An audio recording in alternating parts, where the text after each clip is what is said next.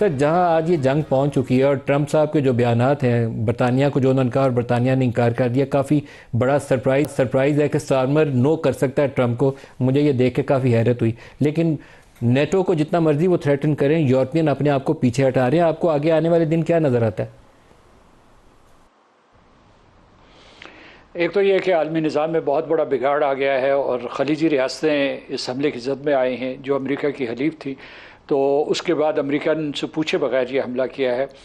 एक और जो नतीजा हुआ इस जंग का वो ये है कि दुनिया ने ये देखा कि अमेरिका तनहा खड़ा है, यानी उसके साथ इसराइल है, लेकिन जो उसके नेटो के दूसरे अरकान हैं वो खड़े नहीं हैं।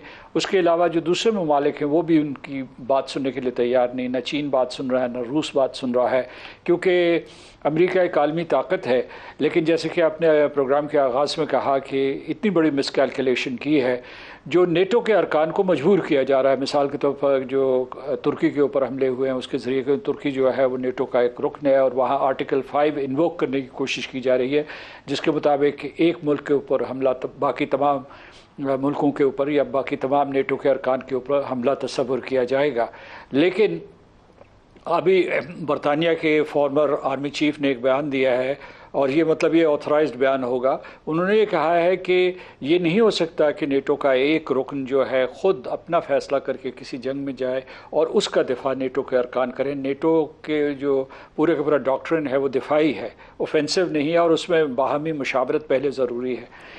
दूसरा जो ख़ुद आपने एक और उसकी तरफ इशारा किया कि जो आलमी मंडियों पे बहरान आ गया है उसकी वजह से सदर ट्रंप निशाना तनकीद बन रहे हैं। वो ये उनकी सदर शी जिनपिंग के साथ एक मुलाकात थी, वो भी जो है उसमें ताख़ीर का इम्कान है।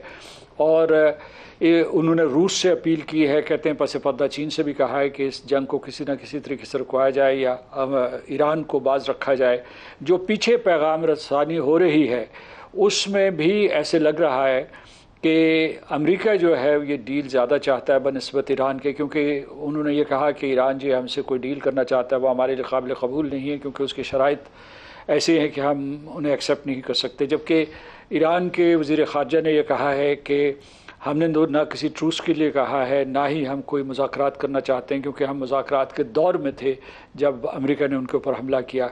तो वो कहते हैं हम मज़ाहमत करेंगे, और फिर जो उन्होंने शराइत रखी हैं वो अमेरिका के लिए काबिल कबूल नहीं है, लेकिन पस पर्दा सफारतकारी चल रही है। तो जो माशी बहरान है उसकी जद में अमेरिका भी आ रहा है। आलमी मंडियाँ जो हैं वो उनमें उतार चढ़ाव है और बहुत सख्त किस्म का एक किस्म का साइकोसिस की कैफियत है।